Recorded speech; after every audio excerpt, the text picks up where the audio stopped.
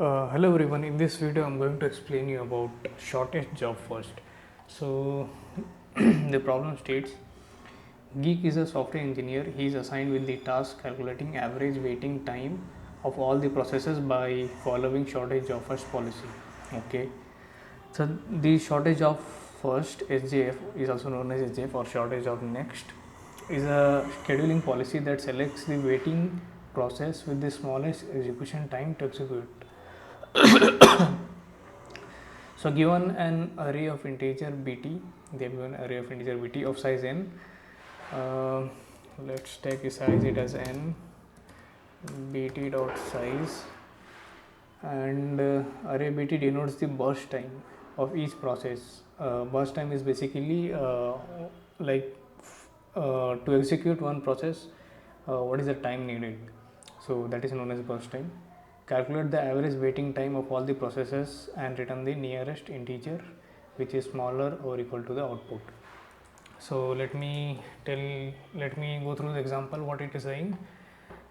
First example says we have 5 processes and first process take 4 time, 4 seconds or 4 microsecond or 4 millisecond, you can say, basically 4 unit of time, we can say.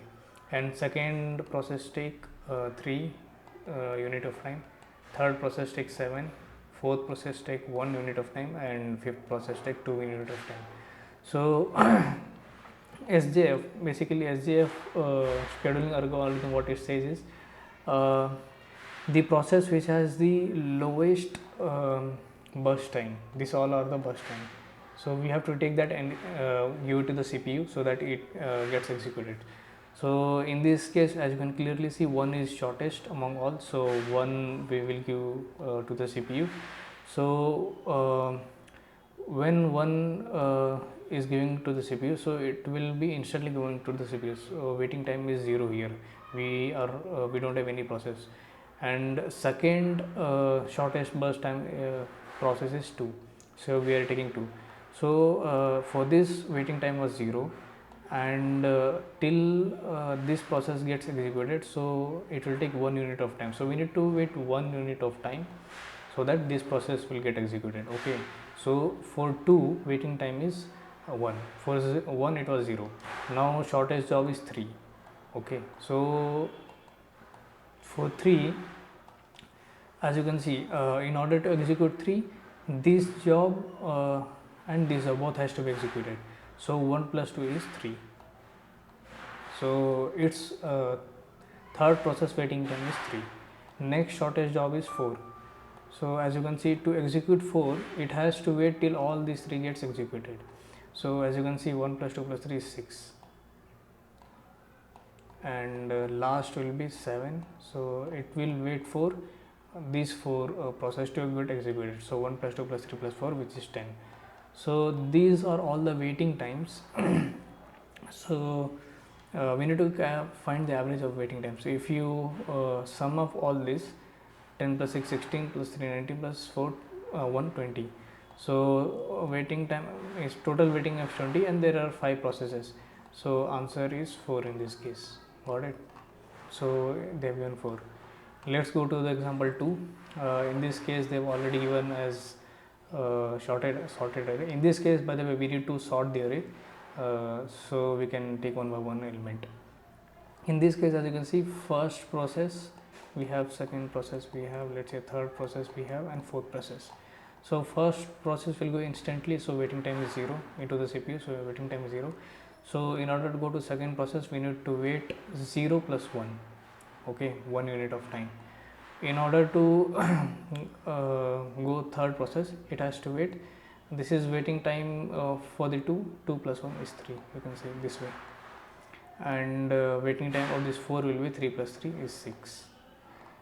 Basically waiting time is will be, see, for this waiting time is 0 and its burst time is 1, so 0 plus 1 is 1, and for 2 waiting time is 1 and burst time is 2, 1 plus 2 is 3, and for 3 waiting time is 3 and its execution time is 3 plus 3 is 6.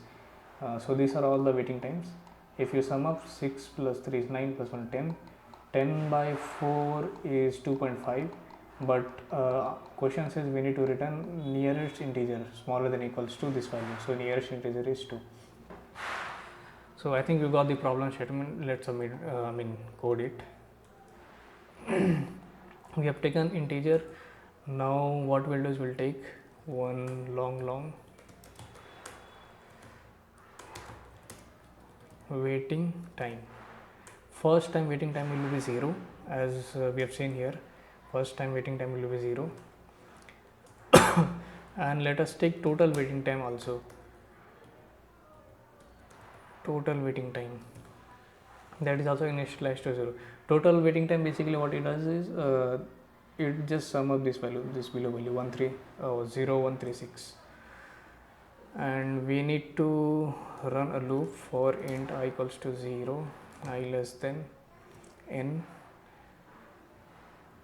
I plus plus. Okay, we'll go till n minus 1. So waiting time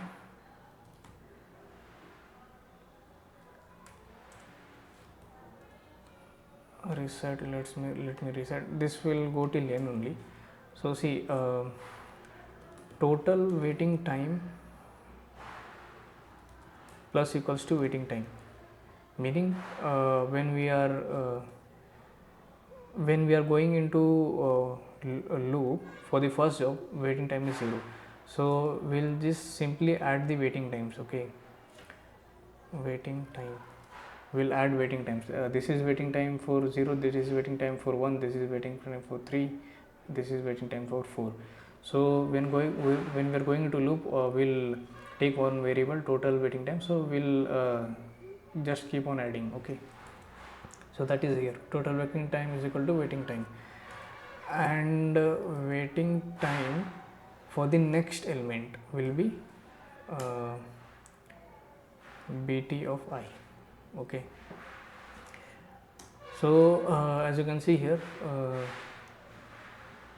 like waiting time for first one is 0, waiting time for second is 1, waiting time for 3 is 3, waiting time for 4 is 4, and we will be adding these things in total waiting time, and we need to return the answer. Since it is long, if we divide it by number of processes, it will give point value, so we need to typecast to integer. So total waiting time divided by n. Let's try to run the code.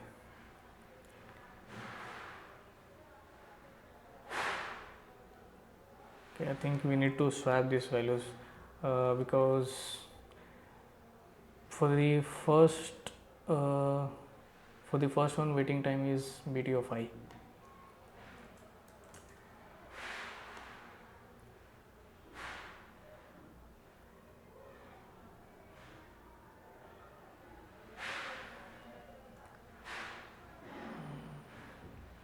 Achha, the reason why we are getting wrong answer is we have not sorted the array, so we need to sort the array first.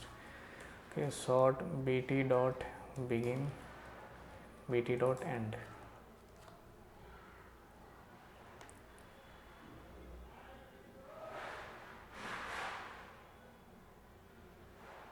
Yeah, as you can see, and let's submit the code.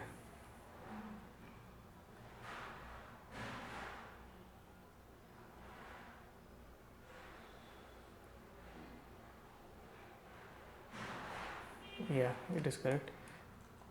So if we analyze the time complexity of this, as you can see here, sorting will take n log n, and this loop will run for n times, so n plus n log n, and space we are not using anything, so it is of 1. So thank you guys for watching the video.